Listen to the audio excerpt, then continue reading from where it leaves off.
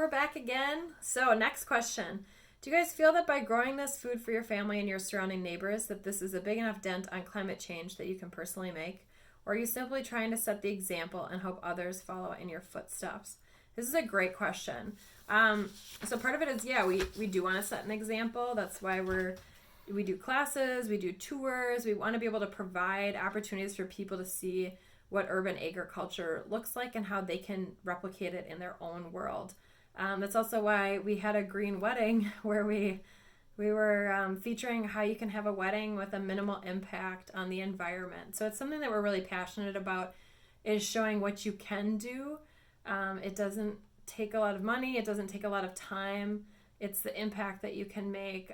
So as for if this is making a big enough dent on climate change, one thing I always share with classes is you have to look at what you can do each day. It can be really overwhelming to look at, is this going to offset all the greenhouse emissions? No, but it is helping for our impact and our footprint on the earth. And if we can share that with other people, then that affects their footprint on the earth. And if we can teach our children, they can share that with other people too and make their own decisions to try to lessen their impact. So it's a really big question, and there's not a perfect answer to it, but I do just feel like you have to think about what you can do day to day to make that impact and that change. Anything else? No. All right. Next question. Have you noticed any recent decreases in the monarchs around your yard compared to just a few years ago? It's up from a few years ago, but also down a little bit from last year, the year before, because we reduce the amount of milkweed that we had in our yard, because it was just taking over too many of the plant areas. So we had to really decrease it to a smaller area. But overall, from when we initially came here, it's way up, because there was none when we initially came here. Right. Great question. What % of plants usually die off at the beginning of your garden each year? That's a good question. We actually don't have much die off. I would say last year was the biggest year, wasn't it? Because we start with seedlings in our house, and then we move them out to our greenhouse, and from the greenhouse we move it into the garden. And last year, if you remember, there was that late season freeze that was pretty tough, and our tomatoes in the greenhouse made it through, I think, the first 4 days of the freeze, and the 5th day we had some die off in there, but we had more seedlings inside that we could supplement it with.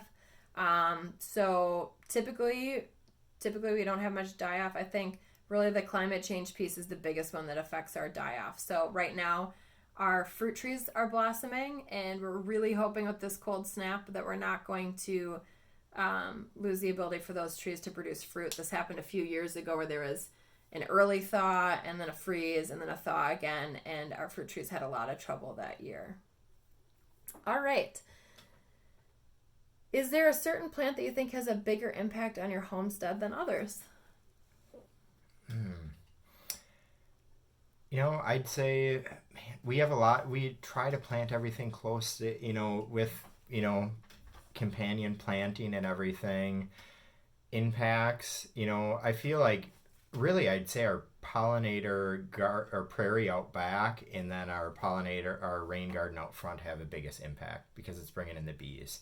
And ever since we've had those in and our fruit trees, everything is just growing better. I'd say that'd probably be it. To bring in the bees has really been a big help.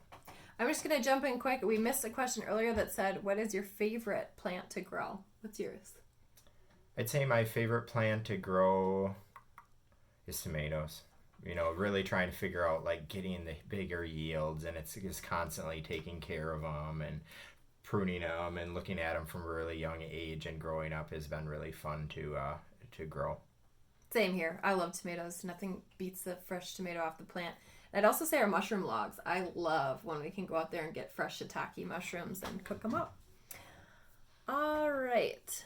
Next one. What's been one of the biggest challenges for you guys when it comes to growing so much of your own food? That's a good question. I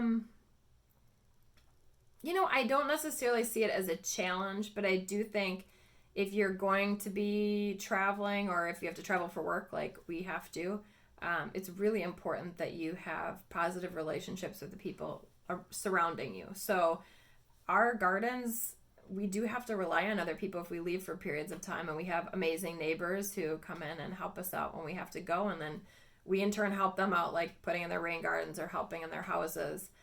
So I think relationship building, I wouldn't say it's a challenge. I would definitely just say it's a necessity. I think so many things are based on having a great community. I don't know. What would you say would be another challenge? Kids would be a big thing. Learning how to garden with kids. Yeah. We've learned a lot along the way with that, but I'd say that'd be another one. Yeah, it's super fun.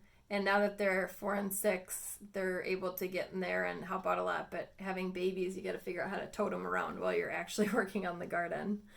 Next one. I think raising bees is a really cool thing to do, and I wanted to do so as well at some point. Any good tips on how to get it started? Yeah.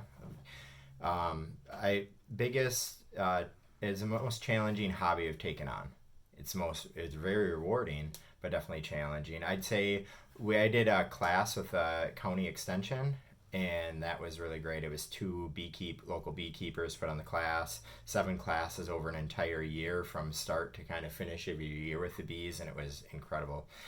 It's on hold this year, but hopefully it'll be back next year. You can also join your local beekeeper association, because beekeeper, you can keep in touch through that. So those are both the big ways that I'd look at. And wouldn't you say the biggest challenge is not actually caring for the bees? It's that there are so many hives that don't make it through the year these days because of so many environmental factors. So it's kind of out of your hands on that piece of it. Yeah. Right? Yeah. All right. Next one. Do you have some favorite outdoor spots for hiking and such in the area? Yeah, I'd say little hidden gem is Haas property off Easter Road on the south side of La Crosse. Look it up, Mississippi Valley Conservancy, Haas property. Mississippi Valley Conservancy properties as a whole are a pretty solid place, so I'd check them out. What would the best recommendations you would give people who would want to have successful urban gardens? I think we kind of answered this one. It just starts small and move on from there. Mm-hmm. What recommendations would you give about maximizing your space? How do you know what to grow with respect to other plants? Yeah, companion planting. If you look at it online, there's a lot about companion planting that you can figure out about maximizing what it is. Square foot gardening technique is something that we've used in our garden. We demonstrate out front right by our little free library so people can kind of see that happening. And we've done a few different examples of that over the years. That would be for maximizing space. I think the other thing I would say with that is we always talk about how big of a plant to grow. So what's the yield on that plant? So when it comes to things like squash, you can get those at the farmer's market for a very good price. They're local, you're supporting local farmers, but to put it on a small urban lot, it's going to take up a lot of space. Same thing with something like cabbage or broccoli. You're going to grow this big plant, but it's just going to have one yield. So just looking at what the yield is as well, and not overgrowing your space with something that's not going to have a lot. All right, so next one. How do you deal with the damage in your garden from wildlife? I know that rabbits were always a huge problem for gardens for my parents have attempted. Yeah, that's definitely something you got to deal with. We have a lot of dogs around our area, and yet the rabbits still come through. So you really have to have fences up to keep them out. Some things you can do is looking at planting like marigolds that will deter certain pests. And, honestly, one of the biggest issues that we have is with our chickens. Chickens will bring in a lot of surprising pests. When Willie opened up the coop and found a possum staring at him, which explained why we were missing so many eggs. So really it's just looking at what is the pest and how can you manage it through fences, different plantings, and then just management. For the chickens, you really have to make sure that it's a pest-proof fence going around it. All right, how much maintenance is required on your garden during the summer? I think we answered that one earlier. Yeah, yep, about 6 hours probably a week in the summer. All right. Have you noticed more native insects, birds on your property since you have planted your pollinator garden? I think we answered that earlier too, and yeah, we've definitely seen an increase in native insects, birds, and especially the pollinators, which is really exciting to see. What's the biggest challenge you've faced since starting your urban garden? I would say, um, you know, figuring out the timepiece. Mm-hmm. That's a big thing, is just being able to kind of look at what year it is. It's very relaxing for me to go in the garden. I've always used that even at busy points during working. So just figuring out the time, and then starting our family with the kids. So that definitely is a challenge. But, both the kids have really gotten into gardening, and it takes about till they get to almost 4 or 5 years old before they get into it. But you have to have some, work with them along the way, and they'll eventually fall in love with it. One other thing I was going to add to the timing piece that we didn't mention earlier is one thing we've realized over time is that you can freeze a lot. Like you can freeze pesto, you can freeze baba ganoush, you can freeze whole broccoli. So one thing is, when you're thinking about time, is can you freeze it versus canning it, especially when you're talking about being in a rental. Maybe a canning operation just feels too big. We'll whip up a batch of pesto and put some in a little container and freeze it. So there's a lot of things you can do with just freezing or drying versus having to do canning. Next thing, have you been able to get the solar panels? Not yet, but we are currently working on getting some quotes. So it'll probably be this summer or fall that we'll have solar panels. And we also have a van that we travel around the country and that will be installing solar panels on that to be able to run everything in the inside. What happens to the rain garden if there's a long dry spell? Because there are mostly native plants. Can they handle the drought? Yeah, they're really hardy. We have not had to do much. I think, was it last summer or the summer before? There was a really, really long stretch. I think close to a month without rain. And at that point, we did have to water them just a little bit, but they are very, very resilient. Yeah, once they're established, they're solid. That's a big point, is establishing them. We had challenges getting the neighbor's rain garden established last year during this long stint that we had, but they were still able to. It's amazing. It might not look like they're growing right away, but a plant is pretty smart, and it's going to put into its roots before it will put into its flowers, so it might not look like it. Because our neighbor to the north, her garden happened in a drought too, rain garden, in the following year. It was beautiful. So that's one of the main things about prairie plants, is most of everything is happening below the ground. That's why they're in a city, is because they can really suck up a lot of water when they need to, and they still look great when there isn't water. Mm-hmm. All right, because of the amount of fruits and vegetables you have access to, do you find yourselves eating less meat? For sure. Yeah, we've just found ourselves eating less meat, over the years, for sure. In the, you're right, exactly what you said. The access to vegetables makes that more. And it's just for health reasons, I took meat or processed meat out and only eat hunted meat. And it's helped eliminated the migraines that I was getting while I was actually consuming non-hunted meat. What is everyone in the household's favorite plant to grow and eat? So we already answered ours, but our kids, hands down, is kale. They love kale, and they will run out there and just grab it and start eating it. So we let them have their own garden, and they want lots of kale in the garden. They'll try to get all their friends coming over to our house eating kale or chives, because they keep growing, and the kids can just yank them, and they grow like grass. So both of those are the kids' favorites for sure. My mom just planted a rain garden in our yard. What plants have you had the greatest success with? Do you have any problems with mosquitoes when we get a lot of rain? No, if a rain garden is actually, going into the ground and doing what it should, you shouldn't have any problem with it holding in. If it is holding in, it might be a clay layer that might need to be dug out and then some rock put in so it can actually infiltrate into the ground better. But the idea of a rain garden is that it won't hold water for mosquitoes. Do you have any suggestions on plants they should put in the rain garden?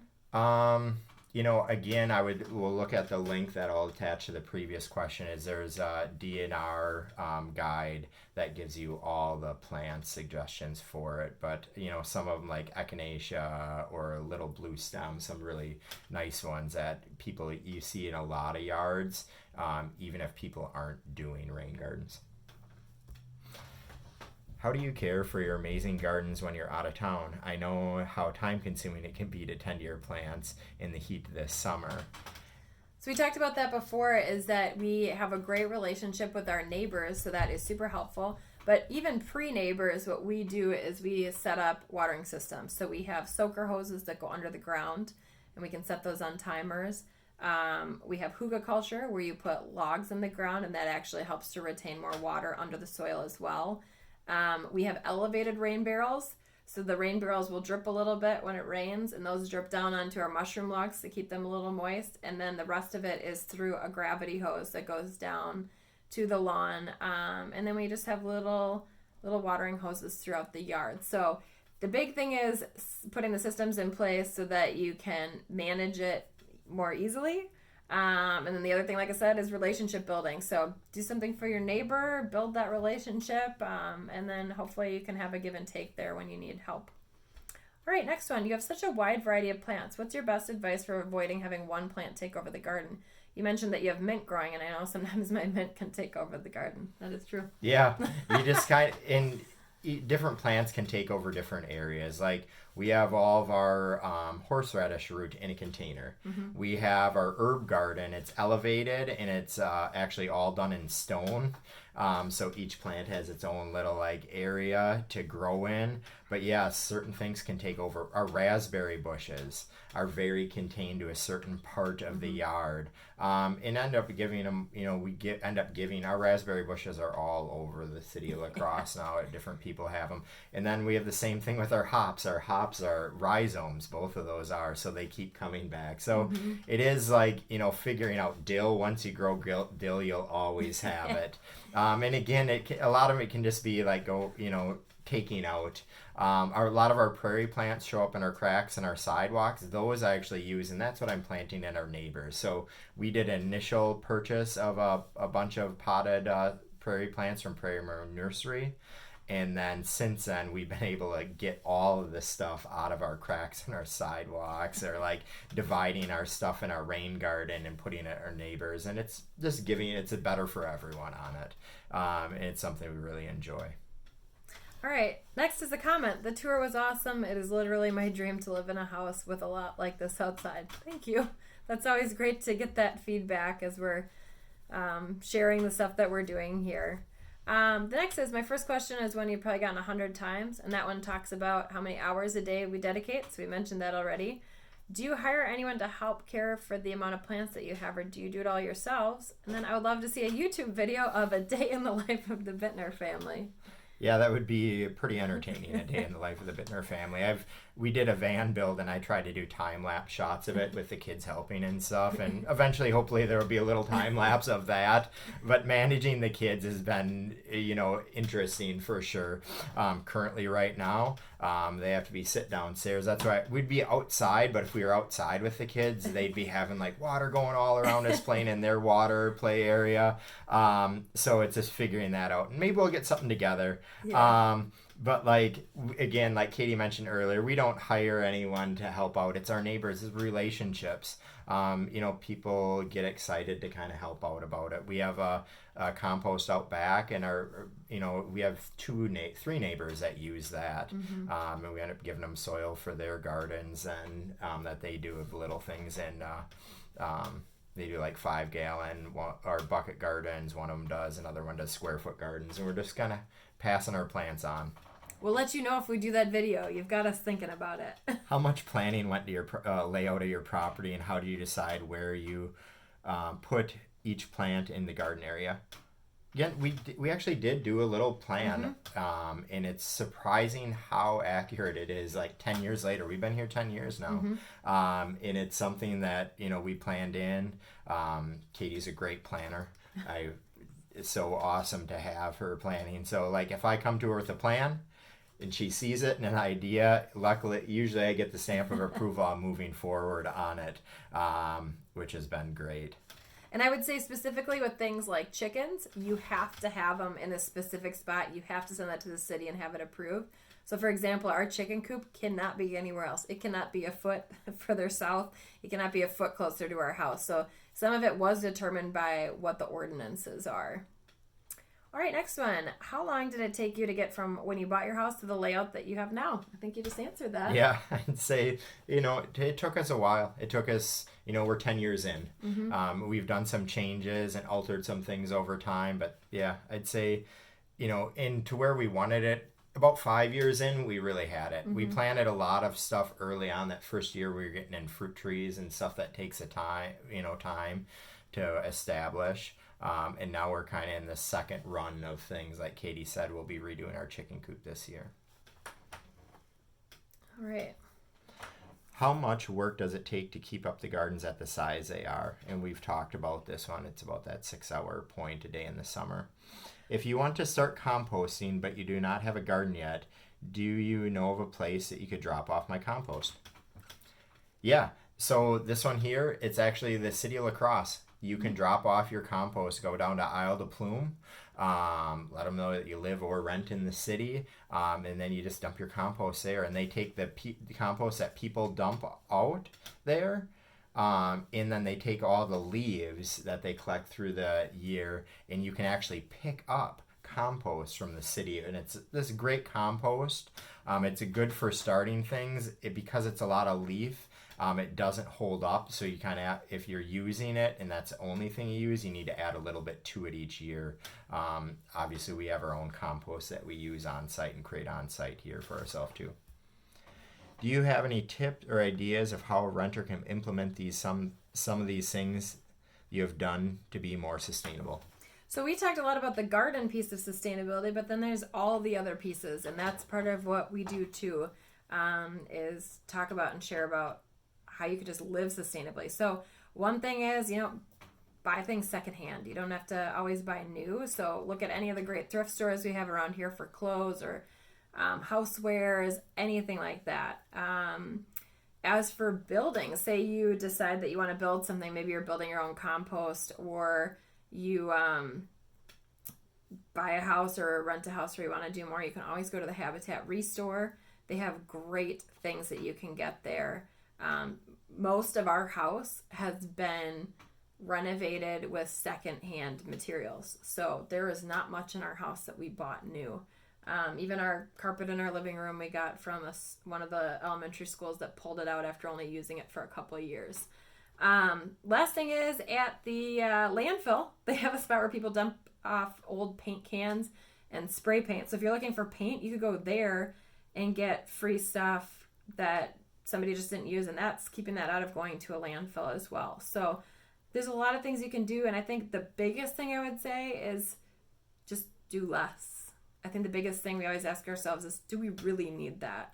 And I think you'll find that one of the easiest ways to be sustainable is to not use as much each day. Use what you have, use what you can get secondhand. It's a big thing. All right. What is an easy beginner plant that produces fruit? Yeah, one thing you could do, that fruit, a lot of things take a little bit longer, but a strawberry plant, you'll get stuff right away. And it's pretty amazing having your own. You're not going to get a whole bunch, but the amazing thing is that strawberry plant is going to actually send out shoots at the end of its cycle, and you could actually collect those and have more for the following year. If you're going to be at a spot for a while and the landlord would agree, raspberries, they'll literally produce the first year. If you get those, it's not going to be a lot, but over time, then it's really going to produce a lot. What is the most challenging aspect of raising chickens? That's a good one for Katie. She kind of does the chickens and everything along with that. I would say, for me personally, the most challenging aspect is getting them as babies. They're so cute, but they're a ton of work when they're babies, and then they get to be super easy. So I would definitely say baby chicks. Once they're adults, it's so easy. I mean, you just go out, make sure they have food and water, take their eggs out. And then again, back to the piece of make sure that you have somebody who can take care of them when you're gone, because the last thing you want to do is leave your chickens in the heat of summer and not have somebody keeping an eye on them. So great exchange is to give people eggs, and they're usually pretty happy to watch the chickens. So, all right. Working for a city this past summer, I know there are ordinances for things like overgrown lawns. Was there any red tape you had to go through for the rain garden on the boulevard? Yeah. Well, we actually started our rain garden, or kind of boulevard thing right out front, and we did get a letter from the city saying we had noxious weeds growing, but then once we were able to talk to them, they came out, we kind of showed them what was growing in there, and we kind of both learned through that experience. Shortly thereafter that, then the city actually came out with the whole rain garden plan, and then we actually helped talk with city engineering how to make the process easier, so it's just easier for landowners to work through. So great question. What is inspiration to live this way, and what were the beginning steps you took? I think we both are just really passionate about thinking about our impact on the earth, the environment, our communities, and so this is something that we've just been talking about and doing for a long time, and the more we learn, the more we want to do. And I think, even working on the farm in South America showed us a lot about what happens with exported food and the impact on the farmers. And so that even just taught us how important it is to be looking at local agriculture as well. So some of the beginning steps we took, we've talked about that quite a bit, but just taking little steps, what can you get locally? What can you get the most yield out of when you're looking at gardening? What do you actually need versus what do you want? Those are some of the big questions that we always ask ourselves. Yeah, I think that's a great. What education do you have or resources you use for research for things you want to start or problems you would have? Yeah, I mean, nowadays a lot of stuff starts with like the internet, yeah, for sure.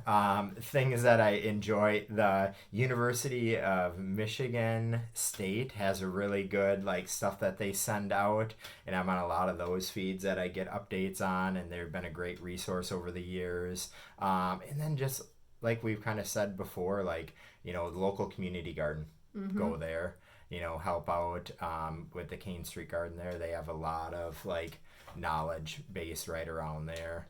And then problems, just talking to other people. Like there, it's been probably 6 years ago now, but the tomato blight went through the city, and like everyone's tomato plants really took a hit that year. It wasn't just like ours, and I was like, man, what did we do? Did something get into the soil? And nope, it just turned out that the tomato blight kind of worked its way through the city of La Crosse that year.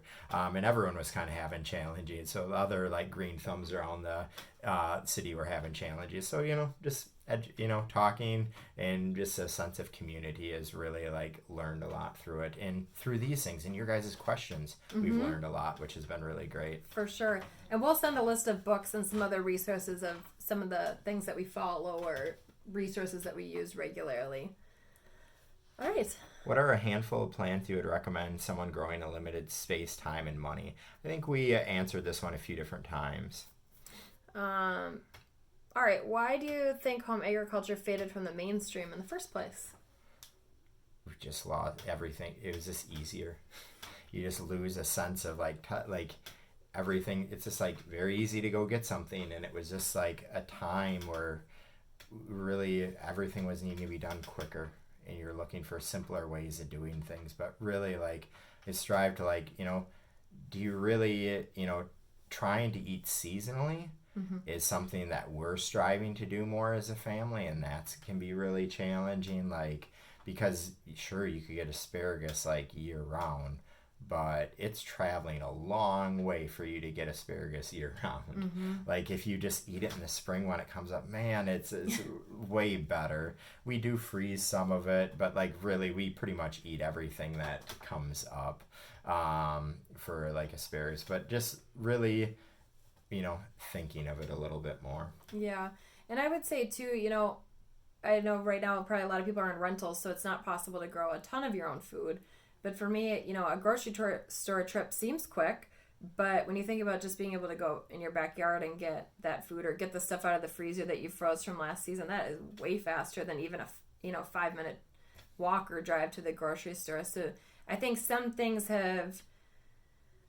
we've tended to think are faster and more convenient, but in the end, they really aren't that much faster or more convenient. And I think I'll try to sum this up real quick, but when we were working in South America on the farm, we really got to see what it looked like to export organic food to Europe, and it really had a negative impact on the farmer in Argentina. He lost a lot of money on it, and he said from then on he would not be exporting any food. So sometimes even looking at that, like Willie said, like, oh, well, it's organic, it doesn't matter that it's coming from halfway around the world, but the reality is there's a lot more to what's happening to get that food here.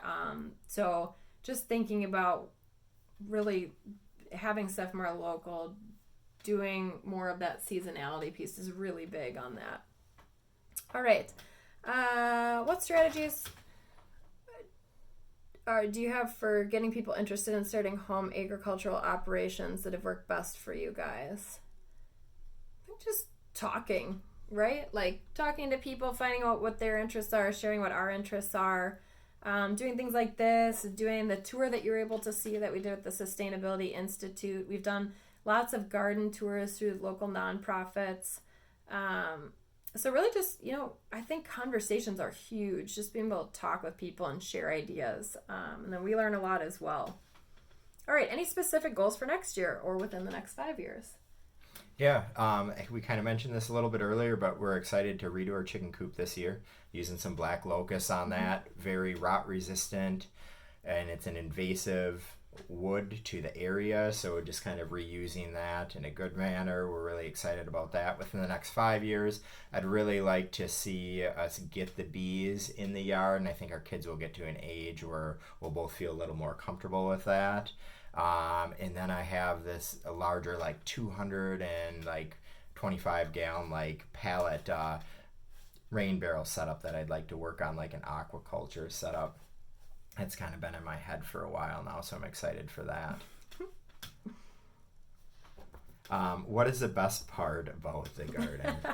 We probably have different perspectives on this, but for me, the best part is that peak of summer when everything's green and overgrown and lush, and you can just sit out there and grab whatever you want and eat it. You just walk through the yard eating whatever's out there, raspberries and lettuce and tomatoes and apples. Oh, when the apple tree goes, it's the plum tree. That's the funnest part. How about you? Yeah, each part of it for sure is pretty amazing. And there's a certain calming of even the winter time. And that's what I think I really like about the 4 seasons here. Is winter, I look out and I look out the window and everything's cold, and I'm like, you know what? This is really nice to just sit back. We kind of educate ourselves a little bit more about things that we had thought about, figuring out, planning. I really enjoy being in an area that has 4 seasons, and I enjoy every season in the garden. Like I said, even the winter season. All right, I think we'll both answer this one. What advice do you have to offer us in our next steps of adulthood? I say this to a lot of younger people. I'd say travel. It's you can travel. Right now it's very easy, cost effective. It's just you. And you can do it by bike. You can see the local area right around here. You can walk. You could do road trips with other friends, see areas, and then just enjoy the moment. I'd say that would be a big one. We talk with our son about that right now. It's just really enjoying the moment that you're in, because each part of life is just so amazing, and just enjoying the moment that you're in, and you'll have a great life. Yeah, well, that was pretty much what I would say. My big thing was to be present. Just be present, whatever space you're in. I actually learned this from one of my high schoolers when I was leading trips. Some of the kids were talking about getting excited about leaving where we were in the wilderness. He said, that time will come.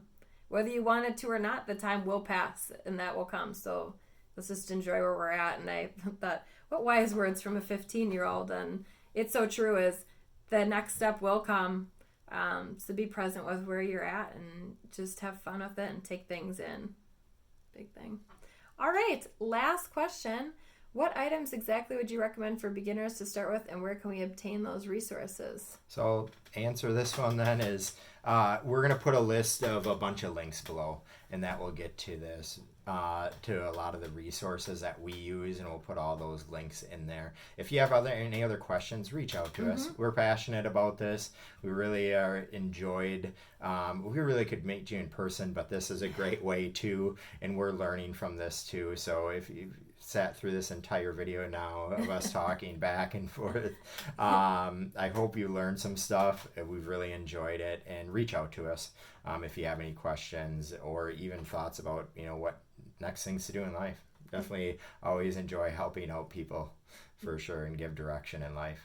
For sure. Thanks so much, everyone. Yeah, really enjoyed it. Bye. Have a good summer. Bye.